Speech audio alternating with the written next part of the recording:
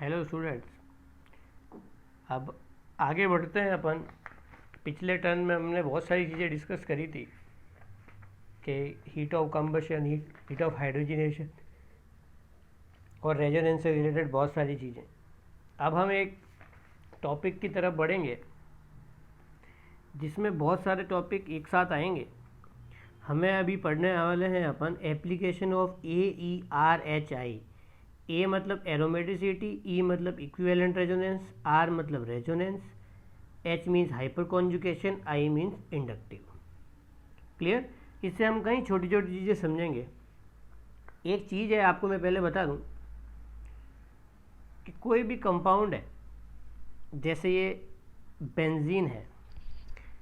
अब अगर यहाँ पर कोई ग्रुप जुड़ा हुआ है, यानी कि ए ग्रुप जुड़ा हुआ है, ए ग्रुप यहाँ पर जुड़ा हुआ है, तो उसके सामने तीन पोजीशन होगी ए के रेस्पेक्ट में। ये आपका ऑर्थो होगा, ये आपका पैरा होगा और ये आपका मेटा होगा। ये तो हमें पता है, ए के रेस्पेक्ट में ये सारे लोग होंगे। तो ऑर्थो, मेटा और पैरा पे कौन कौन से इफेक्ट लगेंगे और क्या क्या रहेगा, वो चीज़ें हम समझ लेते हैं। जो ऑर्थो पोजीशन है बच्चों, ऑर्थो पोजीशन जो है उस पर प्लस आर और माइनस आर यानी कि रेजोनेंस लगेगा। रेजोनेंस में पॉजिटिव ने प्लस आर यानी कि जो डोनेटिंग ग्रुप होंगे, माइनस आर यानी कि जो विड्रॉइंग ग्रुप होंगे, प्लस एच यानी कि हाइपर कॉन्जुगेशन, माइनस एच यानी reverse hyper conjugation, SIR effect, inductive effect और हाइड्रोजन बॉन्ड। ऑर्थो पर ये सारे इफेक्ट लगेंगे। क्लियर? मेटा पर जो हमारा मेन इफेक्ट होंगे वो होंगे ओनली इंडक्टिव, या तो प्लस आई या माइनस आई। क्लियर? ए के रेस्पेक्ट में बात कर रहा हूँ बच्चों। और अगर मैं पैरा की बात करूँ तो पैरा जो ग्रुप है, पैरा पर भी ये सारी चीज़ें लगेगी। यहाँ पर एक चीज़ याद रखनी है हमें कि इंडक्टिव ऑलमोस्ट नेग्लिजिबल है, रेजोनेंस डोमिनेट करेगा, प्लस आर और माइनस आर, हाइपर कॉन्जुगेशन भी यहाँ पर लगेगा। क्लियर? हाइपर कॉन्जुगेशन के बारे में एक बात बतानी थी आपको। हाइपर कॉन्जुगेशन में क्या होता है, देखो इधर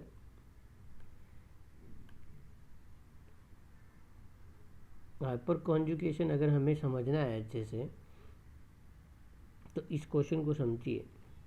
बेंजीन के ऊपर कौन जुड़ा हुआ है बच्चों? बेंजीन के ऊपर आपका जुड़ा हुआ है सिंपली CH3 ग्रुप। अब ना तो इसके बाद लॉन पेयर है और ना ही विड्रॉइंग ग्रुप है। तो बच्चों इसमें होता क्या है, ये जो हाइड्रोजन है, ये हाइड्रोजन अपने इलेक्ट्रॉन इधर भेजते हैं और ये इधर शिफ्ट होता है, just like hyper conjugation. Hyper conjugation में क्या हुआ कि ये जो फोटो है वो देखिए आप, यहाँ H+ में कन्वर्ट हुआ।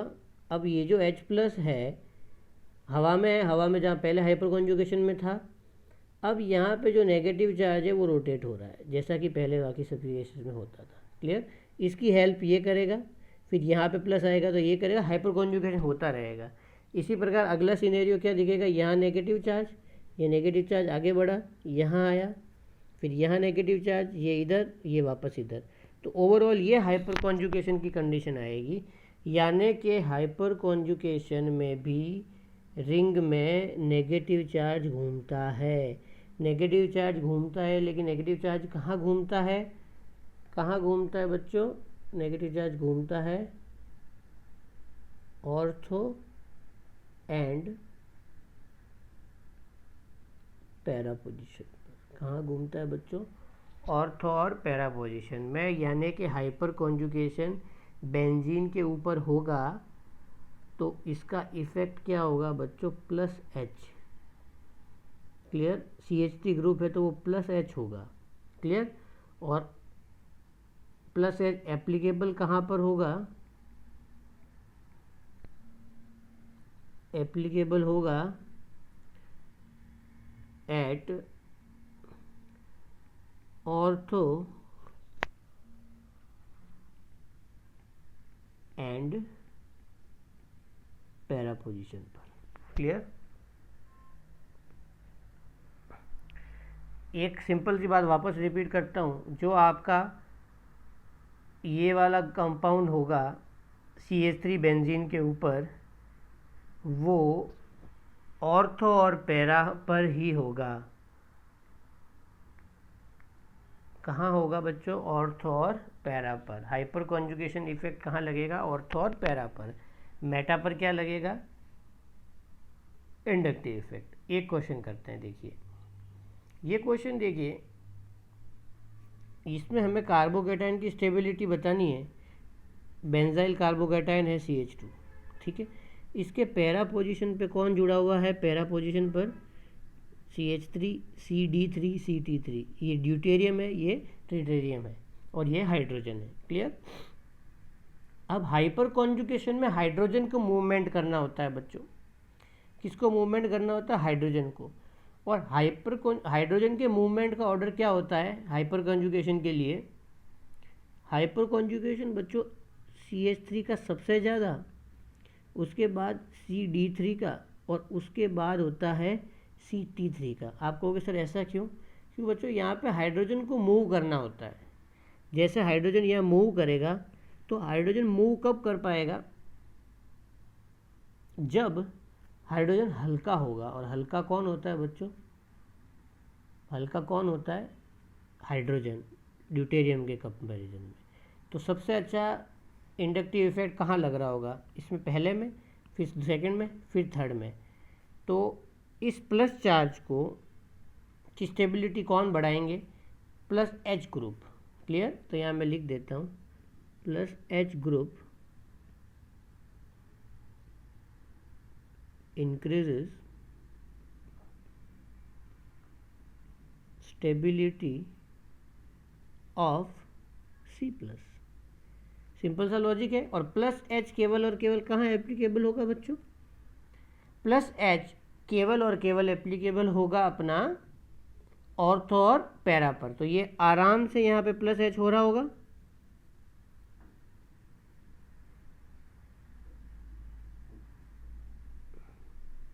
इस तरीके से कहानी क्लियर है? तो इसका स्टेबिलिटी ऑर्डर जो होगा बच्चों, वो कुछ इस प्रकार होगा। क्लियर?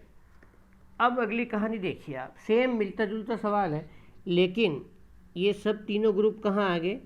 ये मेटा पोजीशन पे आ गए। क्लियर? ये यहाँ पे लाइन लिखी हुई है, ये देखिए, ये लाइन पढ़िए। Carbocation at meta position so hyper not applicable.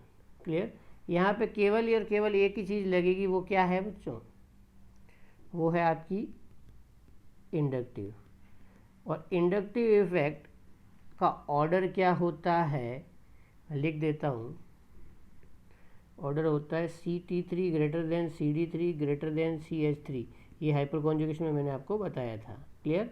यानी कि वो ज़्यादा इलेक्ट्रॉन देंगे, तो CT3 इलेक्ट्रॉन देगा, फिर CD3 देगा CH3। मेटा पर कौन ज़्यादा पावरफुल होगा? CT3। क्लियर? ये दोनों क्वेश्चन समझ लीजिए। यहाँ पर ये पैरा का लॉजिक है, तो हाइपर कॉन्जुगेशन, और हाइपर कॉन्जुगेशन का ऑर्डर होता है ये। क्लियर? और यहाँ पर कौन सी जगह है बच्चों? मेटा। तो मेटा में क्या होगा? मेटा में जो एप्लीकेशन होगी वो किसकी होगी? ओनली इंडक्टिव की। और इंडक्टिव क्या कहता है? CT3 is greater than CD3 is greater than CH3। Clear?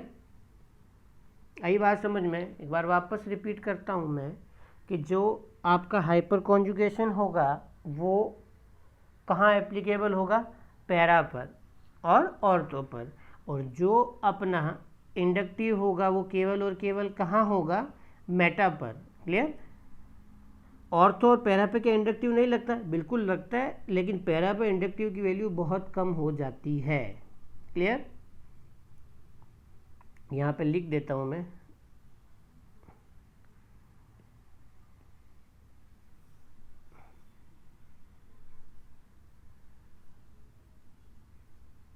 CT3 greater than CD3, ये किसकी बात कर रहा हूँ मैं, ग्रेटर देन CH3। क्लियर, ये मैं बात कर रहा हूँ इंडक्टिव इफेक्ट की। क्लियर, ये अपन ने हाइपर कॉन्जुगेशन का एग्जांपल समझा था। क्लियर, आराम से समझा था कि हाइपर कॉन्जुगेशन क्यों ऑर्थो और पैरा पे होता है। देखिए, क्योंकि इसमें जो नेगेटिव चार्ज है वो कहाँ घूम रहा है, केवल और केवल ऑर्थो और पैरा पर। एक क्वेश्चन मेरे से किसी ने पूछा था कि सर ये कई जगह आपको बुक में ये दिखेगा बच्चों, ये इस तरह का एरो यहाँ से यहाँ तक ही दिखेगा नेगेटिव चार्ज, क्योंकि इसकी जो प्रीमाइसिस है बच्चों यहीं तक है। क्लियर, तो ये जो है वो यहीं तक घूमता है, यहाँ तक, इस हाफ सर्कल में, हाफ से भी थोड़ा बड़ा सर्कल में। क्लियर, पूरा नहीं आता है। ठीक है, ये जो चीज़ थी ये आपको बतानी थी कि जो बेंजीन होता है, बेंजीन के रेस्पेक्ट में कोई ग्रुप है उसके लिए 3 पोजीशन होती है, ऑर्थो, और ये फिर मेटा, और फिर पैरा। क्लियर, तो ऑर्थो मेटा पैरा 3 पोजीशन होती है, उसमें से कंपाउंड के सबसे ज़्यादा दूर कौन होती है, पैरा, उसके बाद मेटा, उसके बाद ऑर्थो। ऑर्थो पर सारे इफेक्ट लगते हैं, पैरा पर भी सारे इफेक्ट लगते हैं, लेकिन मेटा पर केवल और केवल एक ही इफेक्ट लगता है, वो है इंडक्टिव। और मेटा पर सारे क्वेश्चनों का आंसर किसके बेसिस पे दिया जाता है, इंडक्टिव के बेसिस पे। क्लियर, अब हमें पढ़ना है एसिडिक स्ट्रेंथ। तो ऐसे एसिडिक स्ट्रेंथ क्या होती है, बचपन से हम पढ़ते आए हैं एसिडिक स्ट्रेंथ के बारे में। कंपाउंड विच डिसोशिएट और liberate H+ ion in any medium are known as acids. Clear, क्या हो जाएगा बच्चों, कंपाउंड जो है कोई भी मीडियम में अगर H+ लिबरेट करता है तो वो क्या कहलाएगा, एसिड। ये सिंपली कंपाउंड है आपका HA, उसने H+ लिबरेट किया, A- निकला। अब इसका इक्विलिब्रियम कांस्टेंट अगर Ka लिखेंगे तो H+ A- H है। अब देखिए, कोई भी कंपाउंड जितना एसिडिक होगा उसके अंदर जितने H+ लिख लेंगे, इक्विलिब्रियम किस तरफ जाएगा बच्चों, फॉरवर्ड। और फॉरवर्ड की तरफ अगर जाएगा तो कंपाउंड उतना एसिडिक होगा। यानी कि H+ की स्ट्रेंथ पर डिपेंड करता है कि कंपाउंड कितना एसिडिक है या नहीं है। If Ka is more, acidic strength will be more. Ka की वैल्यू किस पे डिपेंड करेगी, H+ पे।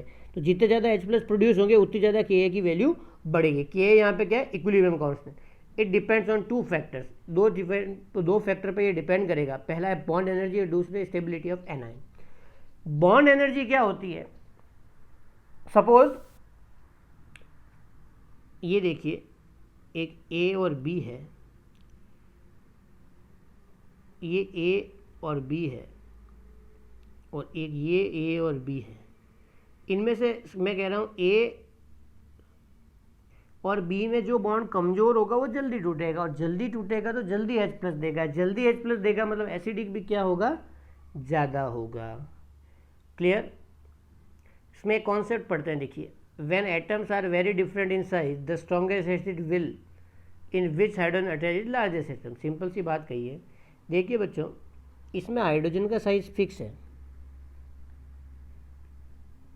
बाकी जो हो रहा है, जो बॉन्ड लेंथ है वो बढ़ती जा रही है, इसका मतलब बॉन्ड कमज़ोर होता जा रहा है। तो सबसे आसानी से H कौन दे देगा, वो देगा बच्चों HI, क्योंकि दोनों के न्यूक्लियस में डिस्टेंस सबसे ज़्यादा है। तो अगर आपको ये बॉन्ड तोड़ने हैं, अगर हमें ये बॉन्ड तोड़ने हैं तो सबसे इजीली किस में टूटेगा, HI में। तो सबसे ज़्यादा एसिडिक कौन हो गया बच्चों अपना, ये ऑर्डर हो गया, हाँ या ना। दूसरी चीज़ डिपेंड करती है स्टेबिलिटी ऑफ एनाइन में, जिसके बारे में मैं जिक्र करता हूँ। ज़्यादा दिमाग आपको उसी में लगाना है कि स्टेबिलिटी ऑफ एनाइन बतानी है। एनाइन जितना स्टेबल होगा, यानी कि कॉन्जुगेट एनाइन जितना स्टेबल होगा, एसिड उतना ही वीक होगा।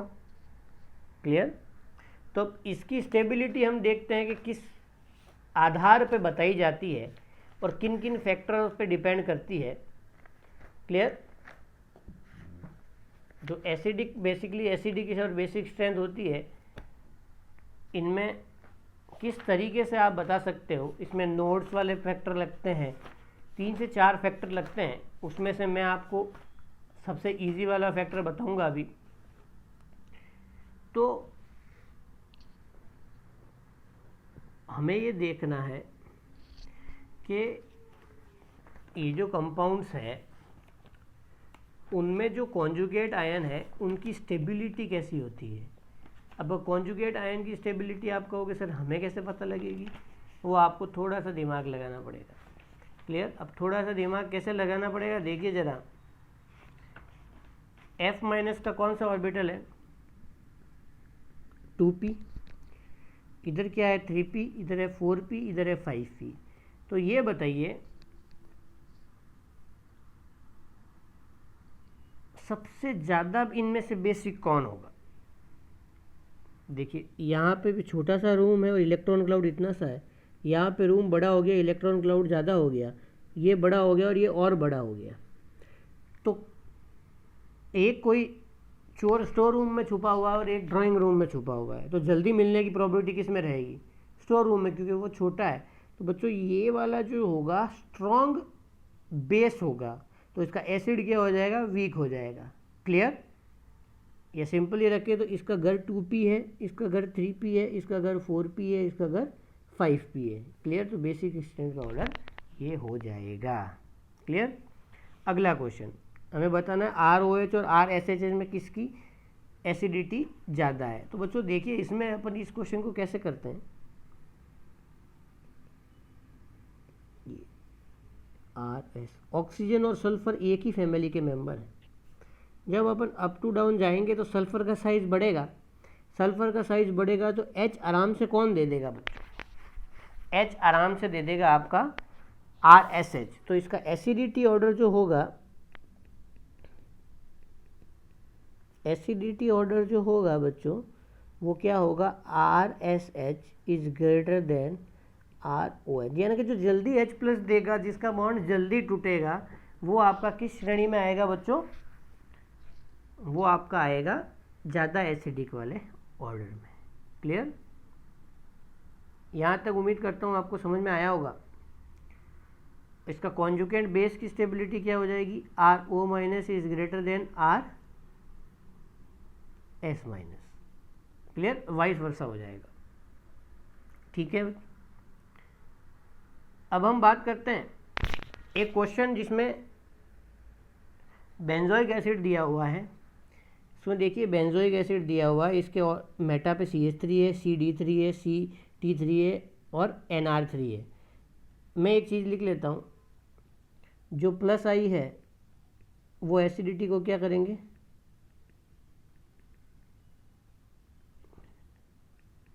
कम करेंगे, और जो बच्चों माइनस आई है वो एसिडिटी को इंक्रीज करेंगे। ये चीज़ तो आपको पता है। तो CH3, CD3, CI3 इन सब का नेचर है प्लस आई, और NR3 वो है खींचने वाला। तो अगर NR3 खींचने वाला है प्राणी, तो वो इलेक्ट्रॉन खींचेगा, और इलेक्ट्रॉन खींचेगा तो एसिडिटी को बढ़ाएगा। तो इन चारों में से सबसे ज़्यादा एसिडिक आपको कौन होता हुआ दिख रहा है, थोड़ा सा अपना दिमाग लगाइएगा, आपको आंसर मिल जाएगा। 3 ग्रुप देने वाले हैं, एक ग्रुप क्या है, लेने वाला, और हमें एसिडिक कौन दिखेगा ज़्यादा, बोलो। हमें एसिडिक वो दिखेगा जो इनसे इलेक्ट्रॉन खींच रहा है। क्लियर। इसको हम भली बाती पढ़ चुके हैं, इलेक्ट्रॉन खींचेगा वो एसिडिटी को क्या करेगा बच्चों, वो एसिडिटी को इंक्रीज करेगा। तो इन चारों में से सबसे ज़्यादा एसिडिक कौन होगा, 4th। ये कहानी तो क्लियर हो गई। क्लियर। अब मैं बात करता हूँ इन तीनों में से। अब मेटा पर है, मेटा पे है तो प्लस आई का ऑर्डर याद आना चाहिए। प्लस आई का ऑर्डर अभी भी आपको बताया था, CT3 is greater than CD3 greater than CH3। तो सबसे खतरनाक डोनर कौन है, CT3, तो सबसे कमज़ोर एसिडिक होगा ये। तो सबसे पीछे कौन आएगा, 3 उसके बाद कौन आएगा 2, उसके बाद कौन आएगा 1। क्लियर? ये किसका ऑर्डर है बच्चों? एसिडिटी का।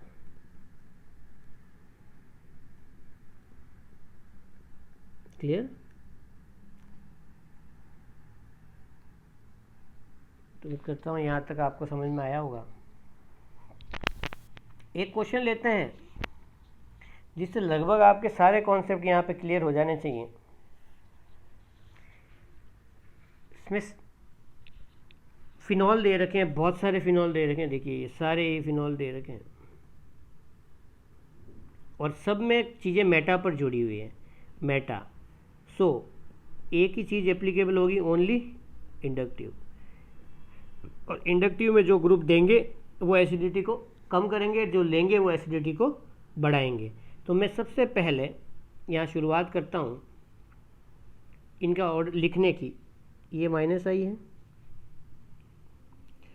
माइनस आई, प्लस आई, प्लस आई, प्लस आई,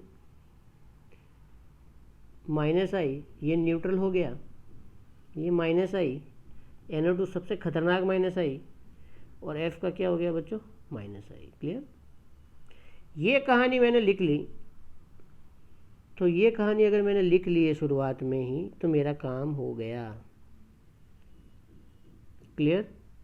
हमें भैया पता है कि खींचने वाले जो लोग होंगे उनका एसिडिटी पर क्या प्रभाव पड़ेगा? वो लोग ज़्यादा एसिडिक करेंगे। क्लियर है बच्चों? तो अब इनमें से जब मैंने ऑर्डर आपको बताया था, इसमें से कुछ चीज़ें याद रखने को बोली थी। उसमें से एक चीज़ थी कि जहाँ पे भी आपको ये दिखे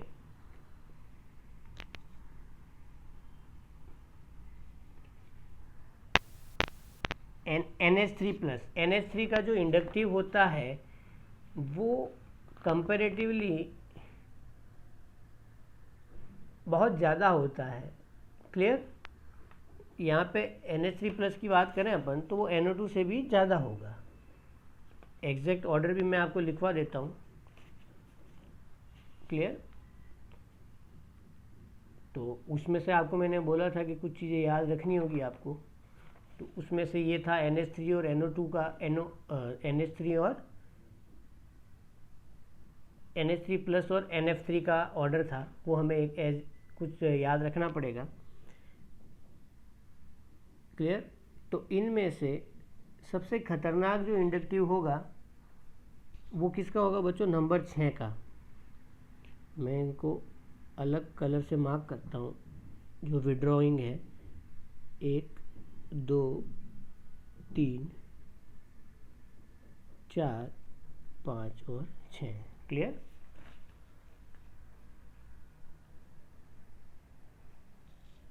इसकी जगह अपन एक काम करते हैं, NH3 की जगह, क्योंकि डेटाबेस क्वेश्चन है, इसको हम NF3 कर देते हैं, है ना?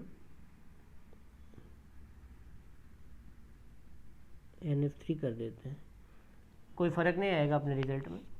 तो जो NF3 है सबसे खतरनाक होता है, तो इसमें से सबसे ज़्यादा एसिडिक होगा बच्चों 6। अब इसके बाद आपको पता है कौन आता है? इसके बाद आता है NO2, बहुत खतरनाक NO2 आता है। तो 6 के बाद कौन आ जाएगा बच्चों? 9। 9 के बाद बच्चों आएगा साइनाइड, यानी कि 8th। और इसके बाद जो आपके कॉमन लोग आते हैं वो आते हैं फ्लोरीन, सॉरी यहाँ पे फ्लोरीन वाला कंपाउंड लिखना है। फ्लोरीन वाला कौन सा है? 10। इसके बाद आएगा आपका, फ्लोरीन के बाद आएगा क्लोरीन यानी कि नंबर 1। इसके बाद आएगा आपका ब्रोमीन यानी कि नंबर 2। आयोडीन है नहीं, ये सारे ख़त्म हो गए। अब देखो बच्चों, ये तीनों लोग हैं डोनेट करने वाले, और ये भाई साहब है न्यूट्रल। तो इससे तो खतरनाक अच्छा ही हो गया ये न्यूट्रल। तो यहाँ पर आ जाएगा आपका नंबर 7। अब जो सबसे अच्छा डोनर कौन है? 5, तो वो ख़राब हो गया। तो इसके बाद आ जाएगा बच्चों 3, इसके बाद आ जाएगा 4, और सबसे ख़राब होगा बच्चों मेरा 5।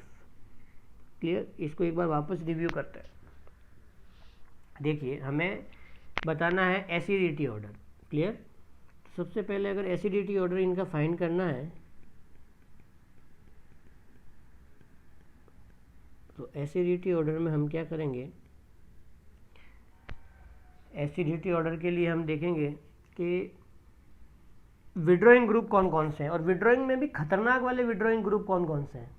अब आप खतरनाक वाले विड्रॉइंग ग्रुप से क्या मतलब है? खतरनाक वाले विड्रॉइंग ग्रुप से मतलब है बच्चों, देखते ही आपको पता लग जाए कि सर ये तो बहुत खतरनाक लोग हैं, यानी कि इलेक्ट्रॉन खींचेंगे खींचेंगे। इसमें सबसे खतरनाक नाम आता है NF3 का। तो सबसे ज़्यादा एसिडिक होगा NF3। कौन होगा बच्चों? NF3। क्लियर? इसके बाद आपका NO2 वाला मैं यहाँ लिख देता हूँ और आप भी लिख लेंगे। अगर आप नोट्स बना रहे हैं तो आप ये लिखते जाएं। 6 किसके लिए रेफ़र किया गया है? देखिए इधर, यहाँ मैं बात कर रहा हूँ 6 मतलब NF3 वाले ग्रुप की, इसके बाद NO2 के वाले ग्रुप की, NO2 के बाद साइनाइड वाले ग्रुप की। ये मतलब जो मेन इंडक्टिव वाले लोग हैं जिनका खतरनाक ही होता है इंडक्टिव है, फ्लोरीन, क्लोरीन, ब्रोमीन और आयोडीन। क्लियर? ये एक ऑर्डर इन जनरल इस क्वेश्चन का ऑर्डर लिख पा रहा हूँ मैं, है ना? ठीक है बच्चों, ये हमें ध्यान रखना है। इन जनरल आपको इतना कंपैरिजन आता नहीं है, छोटा छोटा कंपैरिजन आएगा। क्लियर है? छोटे छोटे कंपैरिजन में आपको ये ध्यान रखना है कि इनको किस तरीके से हम ये करें। ठीक है बच्चों, अब हम आगे बढ़ते हैं। एक सामान्य क्वेश्चन है, एक एल्काइन दिया हुआ है, एल्काइन के बाद हमें दिया हुआ है एल्कीन, और उसके बाद दिया हुआ NH3। क्लियर? क्लियर है बच्चों? हमें ये बताना है कि इनमें से सबसे ज़्यादा एसिडिक कौन है। क्लियर? अब आप देखो, NH3 के बारे में तो आपने ये सुना होगा कि इसके पास लोन पेयर है, NH3 अमोनिया आपका, ये बेसिक होता है। पर जब इसने सिंपल कंपैरिजन का बोल दिया एसिडिटी का, तब हमें घबराना नहीं है। तब हमें हमारा बेसिक कॉन्सेप्ट लगाना है इलेक्ट्रॉन नेगेटिविटी का। वैसे ये डेटाबेस क्वेश्चन है, ये सवाल डेटा के हिसाब से पूछा जाता है। इस सवाल के बारे में एक खास बात बता दूं आपको, इलेक्ट्रॉन नेगेटिविटी का डेटा मैं आपको मेंशन करता हूं। इसकी जो एक्सपेरिमेंटल इलेक्ट्रॉन नेगेटिविटी ऑर्डर है वो है 3.25, इसकी है बच्चों 2.75 और इसकी है 3.00। एक्सपेरिमेंटल ऑर्डर है। तो इस ऑर्डर के आधार पर एल्काइन नंबर 1 डोमिनेट करेगा, इसके बाद कौन करेगा? अमोनिया, और उसके बाद कौन करेगा? एल्कीन। क्लियर? इसी से मिलता जुलता सवाल करते हैं एल्केन, एल्कीन और एल्काइन का। बच्चों इसमें एक कॉन्सेप्ट आता है कि जो एसिडिटी होती है is directly proportional to S character. S character यानी कि इसका हाइब्रिडाइजेशन निकालेंगे अपन। इसमें क्या है बच्चों? sp3, sp2 और ये sp। तो सबसे ज़्यादा एस कैरेक्टर किस में होंगे? इसमें 50% एस कैरेक्टर होंगे, यानी कि एस कैरेक्टर जितने ज़्यादा उतनी ज़्यादा कंपाउंड की इलेक्ट्रॉन नेगेटिविटी। क्लियर? तो इसमें आपका आंसर क्या आ जाएगा? एसिडिटी ऑर्डर आपका क्या आ जाएगा? एल्काइन, उसके बाद कौन आएगा? एल्कीन, और उसके बाद कौन आएगा? एल्केन। क्लियर? एल्कीन, एल्केन और एल्काइन। और अगर आप चाहो तो इसका एक जो एनायन की स्टेबिलिटी से भी बता सकते हो। बच्चों देखो यहाँ नेगेटिव चार्ज है, ये नेगेटिव चार्ज है, यहाँ पे नेगेटिव चार्ज है, यहाँ पे भी नेगेटिव चार्ज है। यहाँ हाइब्रिडाइजेशन sp है, यहाँ sp2 है, यहाँ sp3 है। ये तो नेगेटिव पे नेगेटिव बढ़ा रहा है, तो मतलब उसको अनस्टेबल कर रहा है। ये थोड़ा सा खींच रहा है, और सबसे ज़्यादा स्टेबल कौन कर रहा है नेगेटिव को? sp, क्योंकि इलेक्ट्रॉन नेगेटिव ज़्यादा है। तो यहाँ पे जो है नेगेटिव चार्ज जो है ज़्यादा स्टेबल है, मोर स्टेबल। क्लियर? उम्मीद करता हूँ यहाँ तक आपको कहानी समझ में आई होगी।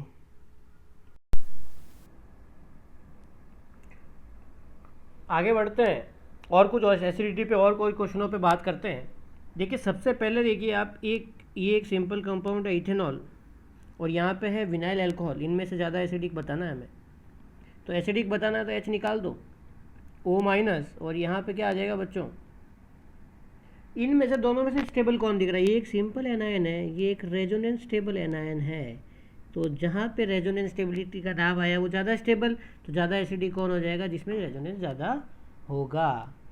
क्लियर? अब हम इसकी बात करते हैं। सामान्य देखिए इसमें नो रेजोनेंस, इसमें थोड़ा रेजोनेंस। इमेजिन करिए यहाँ पे माइनस आने के बाद यहाँ पे ज़्यादा रेजोनेंस, ज़्यादा रेजोनेंस होगा कैसे? या नेगेटिव आएगा, ये इधर ये इधर ये इधर। क्लियर? तो ज़्यादा एसिडिक कौन होगा? ये। क्लियर? सिंपल कहानी है। अब थोड़ा सा इंटरेस्टिंग कहानी की तरफ बढ़ते हैं। इंटरेस्टिंग ये है कि देखिए सारे लोग पैरा पे जुड़े हुए हैं, इनका नेचर बताओ और एसिडिटी। इसके लिए एक सामान्य जानकारी मैं आपके लिए लिख देता हूँ जो हमें पता है। इलेक्ट्रॉन विड्रॉइंग ग्रुप एसिडिटी को क्या करेंगे? इंक्रीज करेंगे, और इलेक्ट्रॉन रिलीजिंग ग्रुप एसिडिटी को डिक्रीज करेंगे। क्लियर? NO2 -R। पैरा पे तो अपन सिर्फ रेजोनेंस की बात करेंगे। ये है +R +H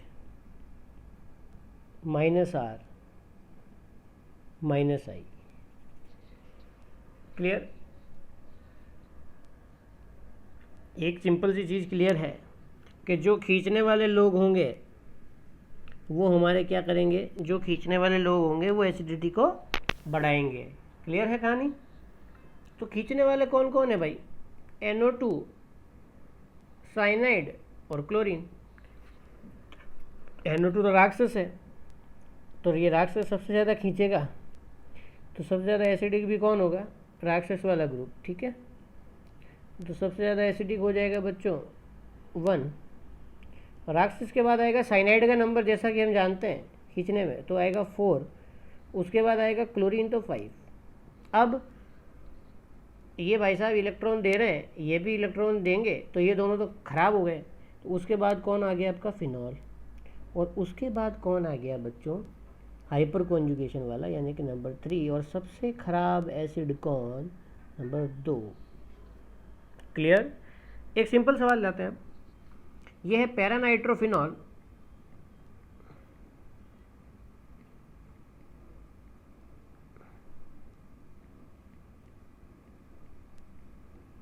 पैरानाइट्रोफिनॉल, और जो दूसरा है वो है मेटा। मेटा पे क्या लगेगा बच्चों? इंडक्टिव। पैरा पे क्या लगेगा? -R और -I। इनमें से डोमिनेट कौन करेगा? -R। और -R इसका मतलब ज़्यादा इलेक्ट्रॉन खींचेगा, इसका मतलब ये वाला जो होगा ज़्यादा एसिडिक होगा। Paranitrophenol is more acidic then Meta nitrophenol. Clear? Clear है बच्चों? मेटा नाइट्रोफिनॉल जो होगा वो कम एसिडिक होगा, किसकी तुलना में? पैरा की तुलना में। क्लियर? अगला फ्रेश सवाल तैयार है आपके लिए। उसमें क्या है, अपन ने 2 कॉन्सेप्ट मिक्स करेंगे। 2 कॉन्सेप्ट जो आपने पहले पढ़ रखे हैं वही। उसमें से देखिए NO2 है पैरा पर, ये कहानी तो हमें पता है, इलेक्ट्रॉन विड्रॉइंग। NO2 क्या कर रहा है यहाँ पे, ये बताओ। NO2 अगर आपने सोचा है तो यहाँ -R और -I कर रहा है। सही बात है। यहाँ पे केवल और केवल क्या लग रहा है? -I। OCH3 आप लोन पे समझ ही गए होंगे, प्लस आर और माइनस आई, उसमें से डोमिनेट कौन करेगा, plus R is greater than minus I. यहाँ पे भी minus R is greater than minus I. Clear? यहाँ पे केवल क्या लगेगा, माइनस आई, यहाँ पे क्या लगेगा, प्लस एच, यहाँ पे कुछ नहीं लगेगा। एक चीज़ तो क्लियर है कि इनको नंबरिंग दे देते हैं, 1 2 3 4 5 और 6। बच्चों एक चीज़ तो क्लियर है, 1 2 और 4 ज़्यादा एसिडिक होंगे बाकी लोगों की तुलना में। उसमें से सबसे खतरनाक कौन है, NO2 राक्षस। कौन सा, पैरा वाला। तो सबसे ज़्यादा एसिडिक कौन हुआ बच्चों, NO2 पैरा वाला। उसके बाद दो में कंपटीशन, इन दोनों में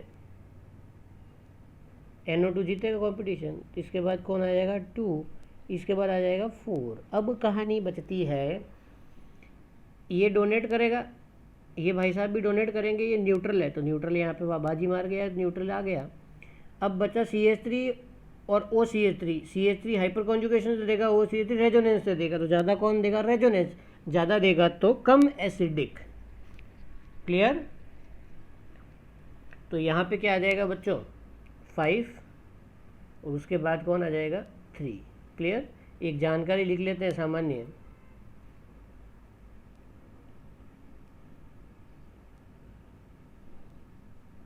if plus R is more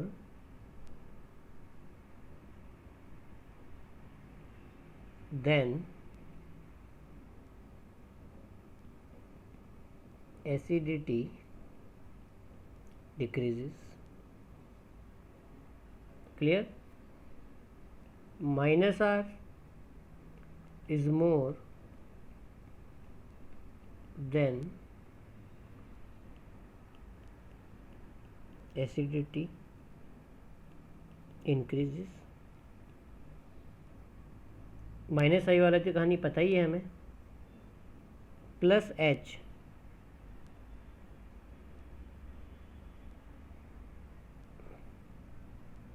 helps to decrease acidity.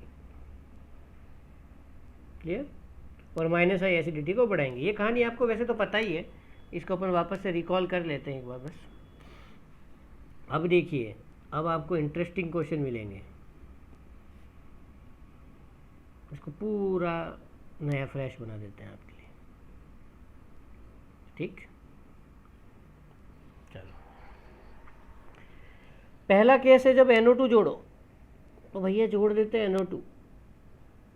NO2 आपने कहाँ जोड़ा, ऑर्थो पर, फिर मेटा पर। रुकिए थोड़ा व्यवस्थित करते हैं चीज़ों को ताकि नोट सुंदर लगे।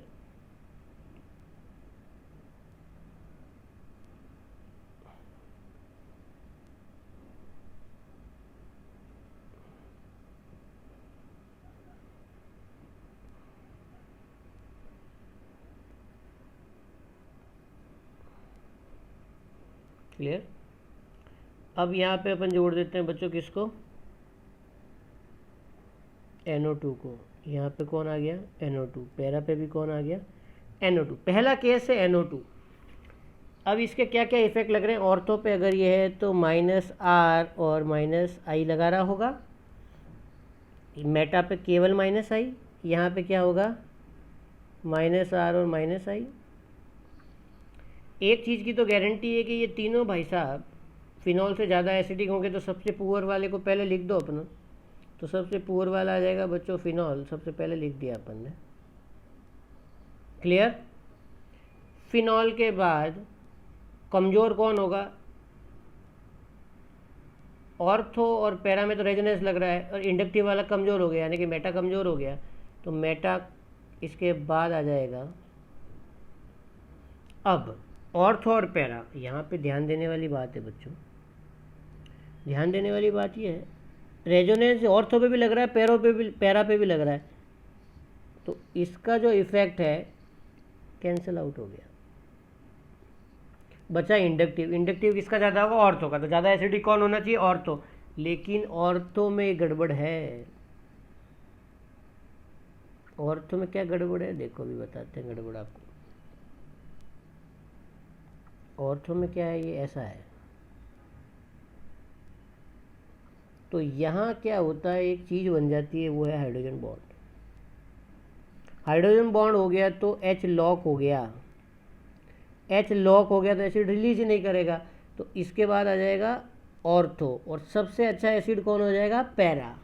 क्लियर। अब आपको कि सर H तो रिलीज नहीं हो रहा तो मेटा से आगे आना चाहिए, नहीं, कुछ भी कर लो, ऑर्थो मेटा से तो हमेशा आगे रहेगा, क्योंकि मेटा में क्या लग रहा है, केवल और केवल इंडक्टिव। क्लियर। इसमें कुछ समय पश्चात रेजोनेंस भी लगने लग जाता है।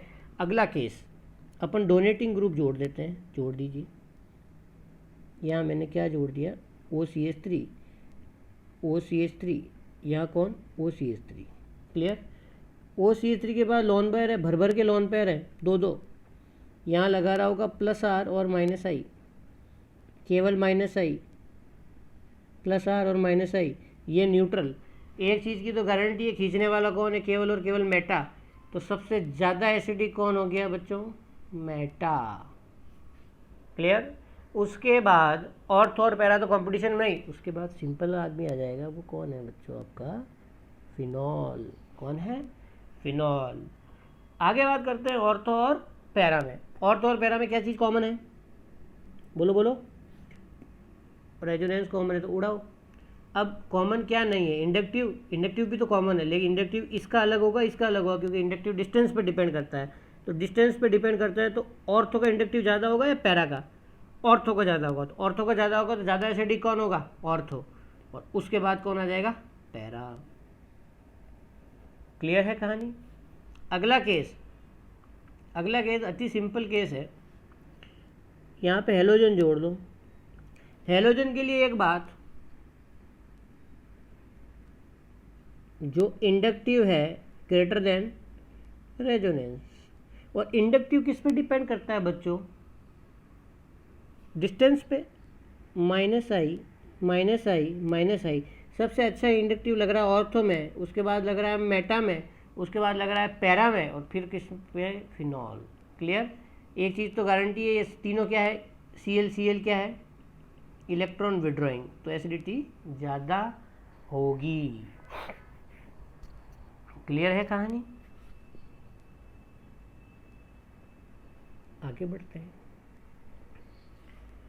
आगे बढ़ते हैं, आपको एक फ्रेश क्वेश्चन दे देते हैं वापस।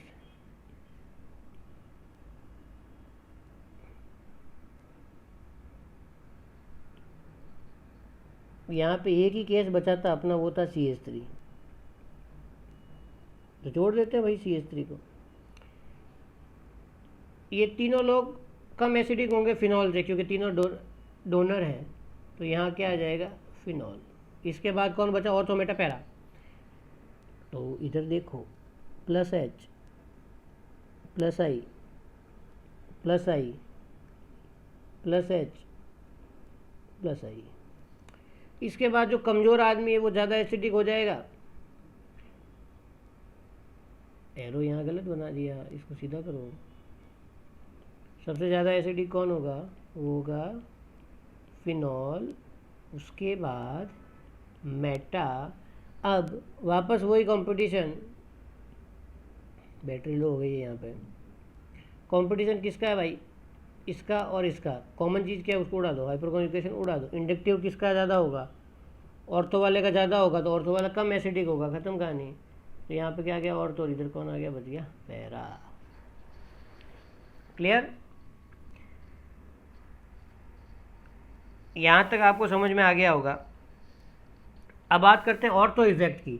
ऑर्थो इफेक्ट के बारे में एक ही चीज़ है, ऑर्थो इफेक्ट होता क्या है, ऑर्थो पे अगर इलेक्ट्रॉन विड्रॉइंग ग्रुप या इलेक्ट्रॉन रिलीजिंग ग्रुप जुड़ा हुआ है, वो हमेशा बाकी सदस्यों से ज़्यादा एसिडिक होगा, यानी कि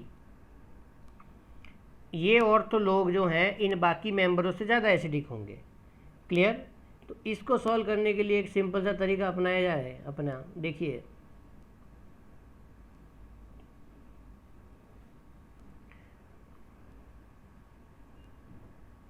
एक चीज़ पहले से फिक्स कर लीजिए, सबसे ज़्यादा एसिडिक कौन, ऑर्थो। बाकी आगे कॉन्सेप्ट सोचेंगे। इधर माइनस आई लग रहा है, इधर माइनस आर लग रहा है, कौन ज़्यादा अच्छे से खींचेगा? माइनस आर यानी कि पैरा, उसके बाद मेटा, और उसके बाद कौन आएगा? Benzoic acid. सेम वही कहानी है जो अभी पढ़ के आया पीछे। इसका माइनस आई लग रहा है, इसका प्लस आर लग रहा है, माइनस आई डोमिनेट करेगा तो मेटा, उसके बाद बेंजोइक एसिड, और सबसे खराब कौन? पैरा।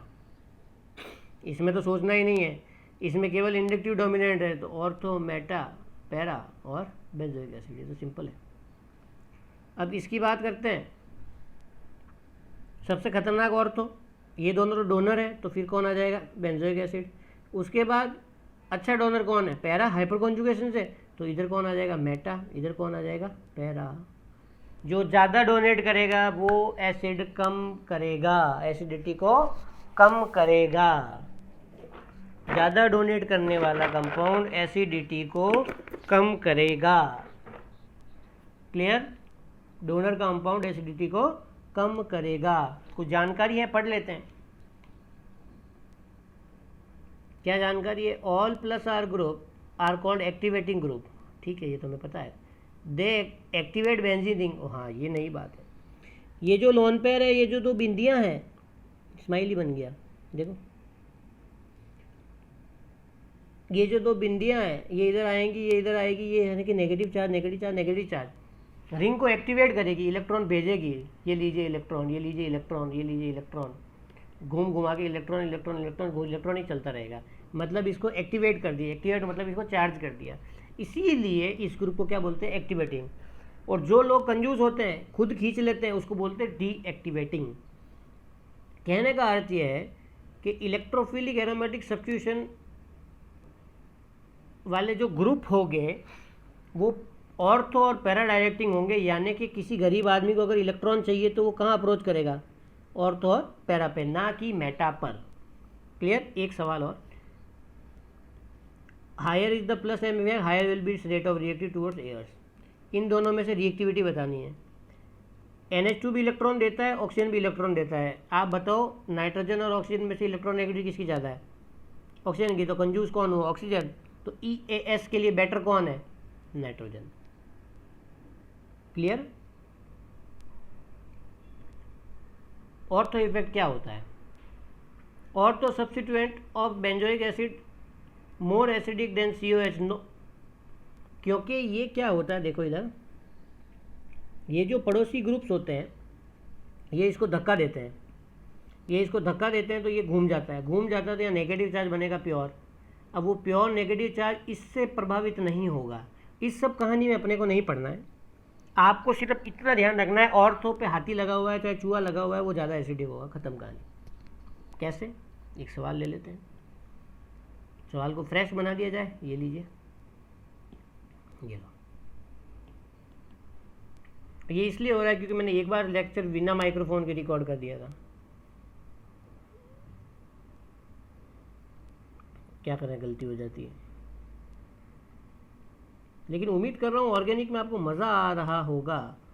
और ऑर्गेनिक में अगर मज़ा नहीं आएगा तो फिर ऑर्गेनिक आपके मज़े ले लेगी, ये ध्यान रखना। देखिए इधर ऑर्थो, मेटा, पैरा, दो ऑर्थो। दो ऑर्थो मतलब ज़्यादा घूमेगा। ज़्यादा घूमेगा तो ज़्यादा ऑर्थो इफेक्ट लगेगा। जो सबसे ज़्यादा एसिडिक कौन? 1 2 3 4 में से बोलो 4। उसके बाद कौन? 1। इधर लग रहा है माइनस आई, इधर लग रहा है प्लस आर। खत्म कहानी। माइनस आई हो जाएगा, इधर 2, इधर कौन? 3। क्लियर? एक सवाल देखिए, इसमें आप मेरे को सुनते जाना। अगर ऑडियो वीडियो ऑफ करके बंक कर लिया तो सांसें फूल जाएंगी। देख ला, इस सिचुएशन में यहाँ NO2 लगा हुआ है, यहाँ CN लगा हुआ है। ज़्यादा एसिडिक कौन होगा? NO2 वाला होगा। अब हमने क्या किया, कलाकारी कर दी। यहाँ पे 2 ग्रुप जोड़ दिए। आपको तो क्या फ़र्क पड़ गया बच्चों? इधर तो लग जाएगा SIR इफेक्ट। SIR मतलब NO2 को वो घुमा देंगे।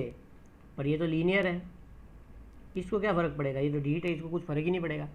तो ये -R लगा पा रहा है, लेकिन यहाँ पे -R नहीं लग रहा है। क्लियर?